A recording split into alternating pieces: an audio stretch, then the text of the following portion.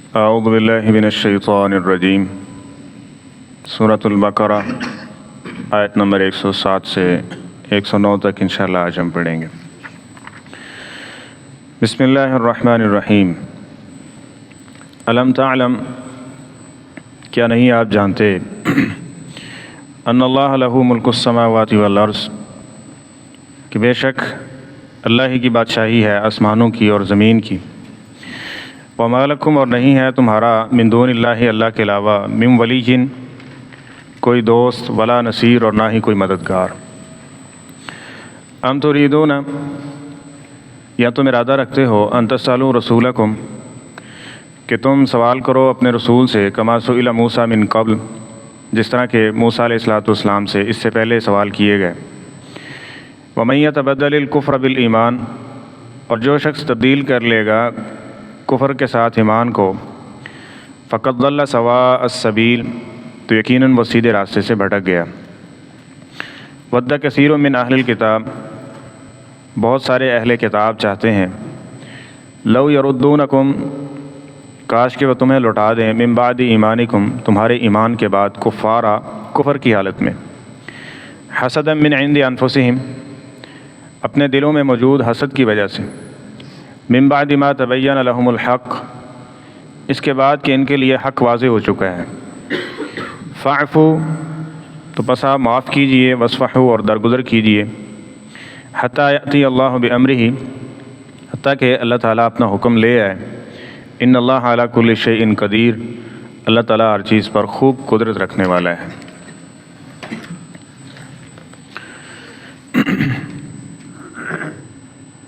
علم نافع وہی ہے جو انسان کے دل میں اللہ کا خوف اور ڈر اور اللہ کی محبت پیدا کرتا ہے، اور باقی ساری چیزیں اس کے متعلقہ ہیں کہ اپنے دنیاوی معاملات کو درست کرنے کی کوشش کرنا، اور آخرت میں انعام و اکرام پانے والے لوگوں کی صف میں شامل ہونے کی حرص رکھنا، یہ ساری چیزیں اس کے متعلقہ ہیں۔ اور جس کے اندر یہ چیز نہیں ہے وہ علم کہلانے کا حقدار نہیں ہے۔ تو یہ بنیادی اور ضروری علم ہے جو ہر مرد و عورت پہ فرض ہے کہ وہ سیکھے کہ اس کا مالک خالق کون ہے، یہ نظام کون چلا رہا ہے، کیونکہ بہت سارے مواقع ایسے ہیں جہاں پہ انسان کی مرضی کے الٹ کوئی معاملہ ہوتا ہے تو وہ خودکشی پہ اتر جاتے ہیں، اپنا نقصان کرتے ہیں، کسی دوسرے کا چھوٹی موٹی چیزوں کے اوپر قتل و غارت کے بازار گرم کر دیتے ہیں۔ وہ سمجھتے ہیں کہ یہ میرے اختیار میں تھا، اس سے الٹ کیوں ہوا؟ تو یہ جاننا چاہیے، الم تعلم ان اللہ لہ ملک السماوات والارض، زمین و آسمان پہ حکم یا کنٹرول میرا نہیں چلتا، کس کا چلتا ہے؟ اللہ کا چلتا ہے۔ اس لیے فرمایا مرضی کے خلاف کچھ ہو جائے تو کیا کہنا ہے؟ قدر اللہ ما شاء فعل، وہ اللہ کا یہ نظام ہے، جس طرح وہ چاہ رہا ہے چلا رہا ہے، جس طرح اس نے لکھا تھا اسی طرح کیا ہو گیا۔ بالکل مطمئن ہے، چاہے اپنے خلاف ہی کیوں نہیں، کوئی گھاٹا نفع ہی کیوں نہیں ہے اس کے لیے۔ لیکن اگر ایسا نہیں ہوگا تو وہ اس کا جو سبب بننے والا ہے، جس طرح بسا ہوگا تانا زنی اسی سے پیدا ہوتی ہے نا، کہ تو نے یہ ایسا کیا ویسے کیا، اور پھر اس کے بعد اس کو ملامت کرنا، پھر بہتان درازی، اور پھر اس سے بڑھتا بڑھتا معاملہ آگے بڑھ جاتا ہے۔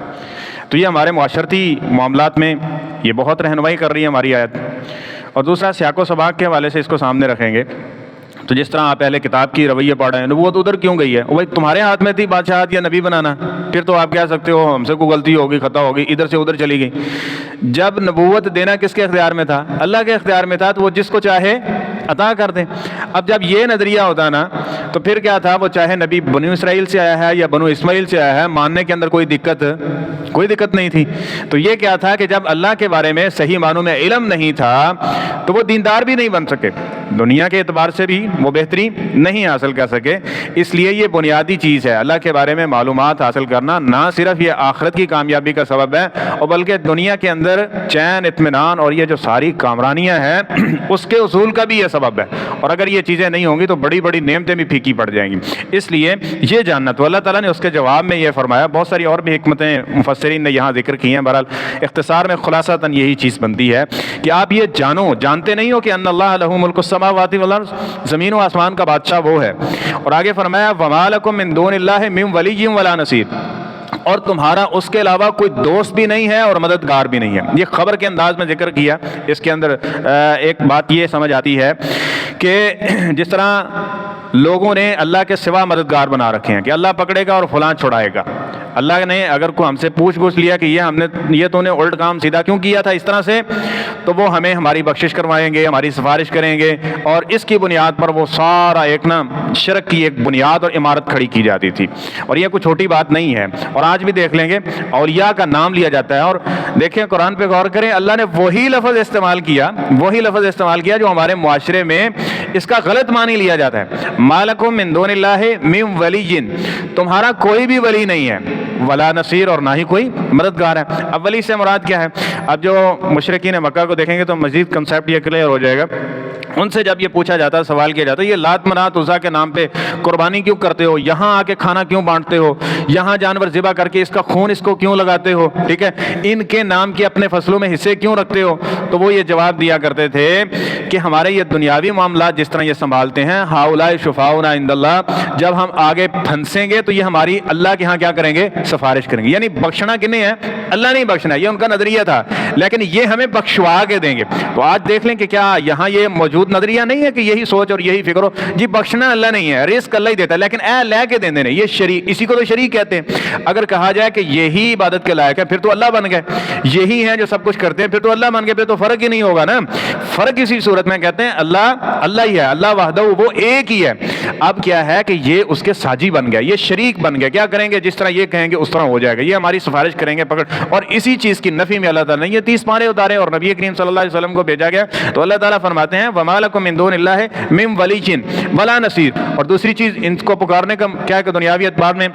ہماری مدد ہوگی، جس طرح کہ آج کل بھی لوگ پکارے ہیں، اس دنیا سے چلے گئے بزرگ اللہ کے ولی اور اس کا نام لے لے کے فریادیں کر رہے ہیں، رو رہے ہیں، وہ اللہ کے سامنے شاید اتنی عاجزی نہیں کرتے، نہیں گڑ گڑاتے جتنا وہ وہاں پہ کھڑے ہوئے ہیں قبر کے اوپر اور غیر اللہ کا نام لے لے کے اس کو پکار رہے ہیں اپنی مدد کے لیے۔ اور ایک شاید واقعہ آپ کے علم میں ہوگا کہ میں ایک سفر میں تھا اور گاڑی اچانک کوئی آگے چیز آئی تو اس نے بریک لگائی، تو اب وہاں کیا ہے کوئی حسبی اللہ پڑھنا چاہیے، کوئی اللہ تعالیٰ کی مدد مانگنی چاہیے، کوئی اللہ سے خیر کا سوال کرنا چاہیے، تو وہاں بھی اب وہ نام لینے کی ضرورت نہیں ہے۔ ٹھیک ہے، بات کا عرض کرنے کا مقصد تو یہ ہے نا کہ عقیدے کی اصلاح ہونی چاہیے۔ وہاں کسی ایک اور اللہ کے ولی کا نام لیا، ٹھیک ہے، اور کہا کہ یہ تو نہیں ہمیں بچانا ہے، تو نہیں ہمارے بیٹے کو صحیح سلامت وہاں پہنچانا ہے، حالانکہ سبحان الذی سخر لنا پاؤں بات میں رکھنا ہے، پہلے یہ سکھایا گیا کہ تم نہیں پڑھنا ہے۔ اس کو چلانے والا بھی وہی ہے اور اس کو کنٹرول کرنے والا بھی وہی ہے اور اس کو منزل مقصود تک پہنچانے والا بھی کون ہے؟ وہ اللہ تعالیٰ کی ذات۔ اس کے باوجود بھی غیر اللہ کی طرف نسبت۔ اور دوسری چیز کہ اس سیاق و اسباق کے حوالے سے من ولی ولا نصیر، یہودی یہ سمجھتے تھے کہ ہم میں بہت جو ہے انبیاء کرام آئے ہیں، ابناء اللہ وحباہ، آگے اس کی کچھ اور بھی چند آیات میں اگلی میں تفصیل آئے گی کہ وہ کہتے تھے کہ ہم نے نہیں بخشے جانا تو اور کس نے بخشے جانا، یہ ہمارے بخشوائیں گے، اتنے انبیاء کرام آئے ہیں، ہم انبیاء کی نسل میں سے ہم نے نہیں بخشے جانا تو اور کس نے بخشے جانا، یہ ہماری سفارش کریں گے۔ تو اللہ تعالیٰ فرما رہے ہیں وما لکم من دون اللہ من ولی ولا نصیر، تمہارا کوئی بھی مددگار اور کوئی بھی دوست نہیں ہوگا۔ اور تیسری بات اس حوالے سے کہ ولی اور نصیر ہمیشہ اللہ ہی ہے، ولایت کی نسبت جس طرح من عاد لی ولی، ولی ہوتا ہی وہ ہے جو انسان کو اللہ کے قریب کرے، نہ کہ اپنی عبادت پہ لگائے، ٹھیک ہے، ولی ہوتا ہی وہ جو انسان کو اللہ کی طرف لے جانا چاہے۔ اب کسی بھی اعتبار سے کوئی مدد ہے، کوئی یہ چیز ہے تو اس کی نسبت اللہ کی طرف سے، کیونکہ اللہ تعالیٰ نے یہ ساری چیزیں پیدا کیا۔ آپ دیکھیں جی فلاں نے اس کی مدد کر دی تو اب یہ غیر اللہ کی مدد نہیں ہوگی، حضرت اس کو پیدا کس نے کی ہے؟ وہ اللہ تعالیٰ نے پیدا کیا نا، تو ظاہری اسباب کے تحت یہ اللہ نے ڈیوٹی لگائی ہے، ہر کسی کی ڈیوٹی لگائی ہے کہ ایک دوسرے کی اپنے استطاعت کے مطابق جو اس کی ضرورت ہے اس میں تم نے ہاتھ بٹانا ہے۔ اس اعتبار سے تو پھر ہر بندہ ایک دوسرے کا مددگار ہو گیا، تو پھر ہر ایک کو پوچھنا چاہیے، سب سے پہلے تو ماں باپ کو پوچھنا چاہیے جنہوں نے اس کی خدمت میں کوئی کسر چھوڑی ہے، نہیں چھوڑی نا، بچپنے کے اندر کس طرح پالا، اس سے زیادہ اور کون کسی کی مدد کر سکتا ہے، تو پھر ماں باپ کو بھی سجدہ کرنا چاہیے۔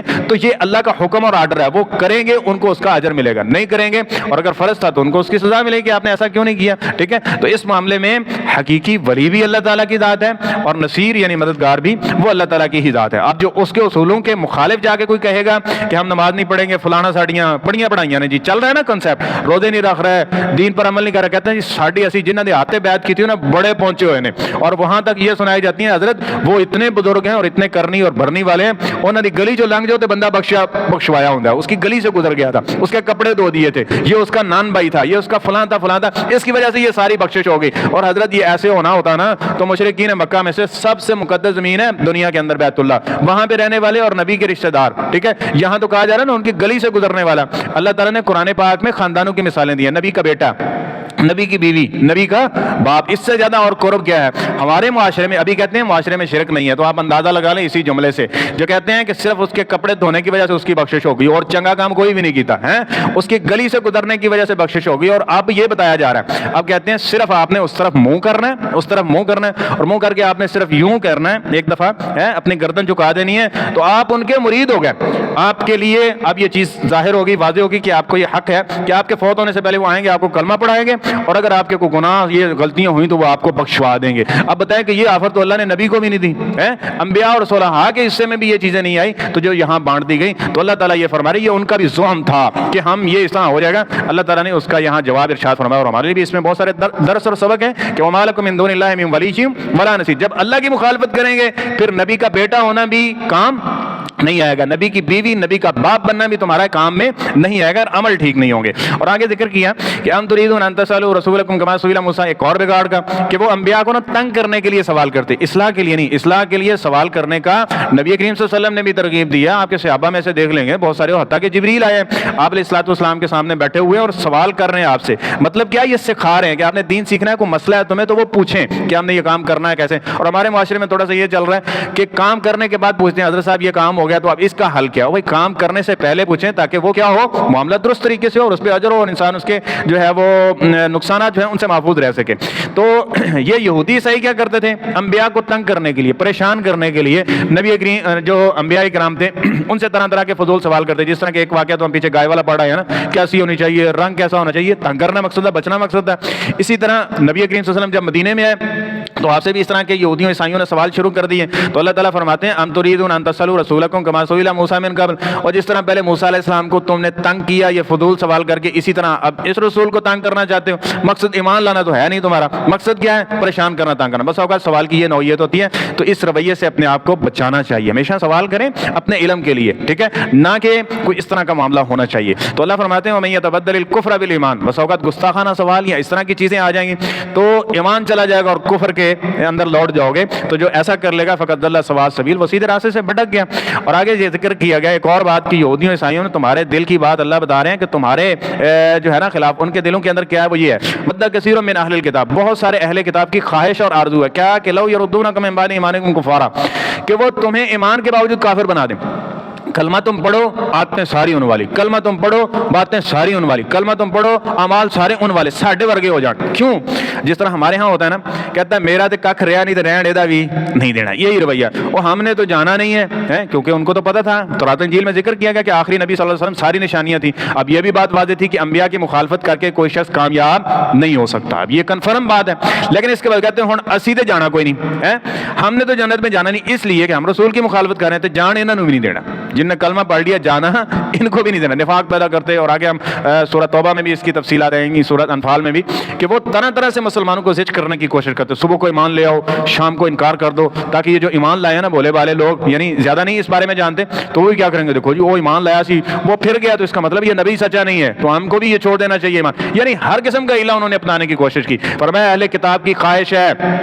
کہ تم کلمہ صرف پڑھو، ظاہر سے تم ایمان ظاہر کرو، لیکن وہ تمہیں سارے کا سارا کیا بنا دیں، عیسائی اور یہودی بنا دیں، کہ ان کے ساتھ نتیجہ ہو۔ نبی علیہ السلام نے اسی لیے متنبع کر دیا، من تشبہ بقوم فہو منہم، یاد رکھو میں تمہیں پورا دین دے کے جوڑا ہوں، اس کے اوپر تھامے رہو گے، صراط مستقیم پر بھی رہو گے، جنت بھی تمہیں مل جائے گی۔ اور اگر اس کو چھوڑ کے تم یہودیوں عیسائیوں کی مشابہت اختیار کرنے کی کوشش کرو گے، پھر یاد رکھو جس کی مشابہت اختیار کرو گے قیامت کے دن اسی کے صف میں کھڑے ہوو گے۔ اور اسی طرح نبی علیہ الصلوۃ والسلام نے فرمایا کہ قرب قیامت کیا ہوگا، تم اہل کتاب کی نکالی کس طرح کرو گے کہ جس طرح ایک جوتی کا تلوا دوسری جوتی کے برابر ہوتا ہے، اس طرح ان کی برابری کرنے کی کوشش کرو گے جو انہوں نے کیا۔ آج ہمارے معاشرے میں دیکھ لیں بہت ساری عیسائی کرنے پہنے اپنے نبی کا، وہ دسمبر کو مناتے ہیں، وہ برتھ ڈے ان کی مناتے ہیں، ہمارے نبی تو سب سے افضل اور سب سے اولا ہے، ہم ان کی برتھ ڈے نہیں منا سکتے۔ اب یہ دلیل بن گئی کہ نہیں بن گئی؟ اور یہ مذہبی طبقے سے حضرت یہ دلیلیں آ رہی ہیں، اور وہ نبی کریم صلی اللہ علیہ وسلم کی پیشین گوئی پوری ہو رہی ہے کہ تم کیا عیسائیوں اور یہودیوں کے نقشہ قدم پہ اس طرح چلو گے کہ برابر آتا کہ وہ ایک گو کی جو ہے بل میں داخل ہو رہے ہیں نا، تو تم بھی وہاں داخل ہونے کی کوشش کرو گے۔ تو حضرت ہم نے ان کے کلچر، ان کی تہذیب، ان کے تمدن اور ان کی ان چیزوں کو فالو نہیں کرنا، بلکہ اسلام نے ہمیں ہر معاملے کے اندر کسی معاملے کے اندر کسی کا محتاج نہیں چھوڑا۔ اسلام ایک بہترین دین ہے، اسی کا کلچر، اسی کی ان چیزوں کو۔ اب ہوتا کیا ہے جب ان چیزوں کو اپنائیں گے پھر باقی چیزوں کے بھی وہ جی اب ہماری کمیونٹی میں تو رہتے ہیں نا بہت اچھے لوگ ہیں، وہ ہمارے میلاد شریف میں آ جاتے ہیں، ہماری مجلس شریف میں آ جاتے ہیں، ہمارے درس شریف میں آ جاتے ہیں، تو ہمیں بھی ان کی اس مجلس میں جانا چاہیے۔ دسمبر آ رہا ہے نا 25 دسمبر، یہ یاد رکھ لیں 25 دسمبر پہ ان کو مبارکباد دینا یا ان کی اس تقریب میں شامل ہونا اللہ تعالیٰ کو گالی دینے کے مترادف ہے۔ کیوں؟ 25 دسمبر کو وہ سمجھتے ہیں اللہ کے ہاں بیٹا پیدا ہوا تھا اور اس کی وہ سرمنی کرتے ہیں، ٹھیک ہے، اس کا یہ ہر سال یہ مناتے ہیں، اور اگر آپ اس میں شریک ہو رہے ہیں تو کیا کہہ رہے ہیں کہ اللہ تعالیٰ کا بیٹا ہے، تو اسی بھی تواڈے نال نال اگرچہ اسی اتوں اظہار تو نہیں کرتے زبان سے، لیکن ہے اسی کوئی ایڈا بڑا فرق کوئی نہیں ہے، ہم آگے بس کٹے ہی ہیں، مل کے رہیں گے بس، یہ تو رفڑ ڈالا ہوا ہے کچھ مولویوں نے اور علماء نے یہ کیا ہوا ہے۔ تو بہرحال یہ یاد رکھ لیں وہ کس لیے اکٹھے ہوتے ہیں کہ اس دن اللہ کے ہاں بیٹا پیدا ہوا، تو آپ مانتے ہیں بیٹا پیدا ہوا تھا،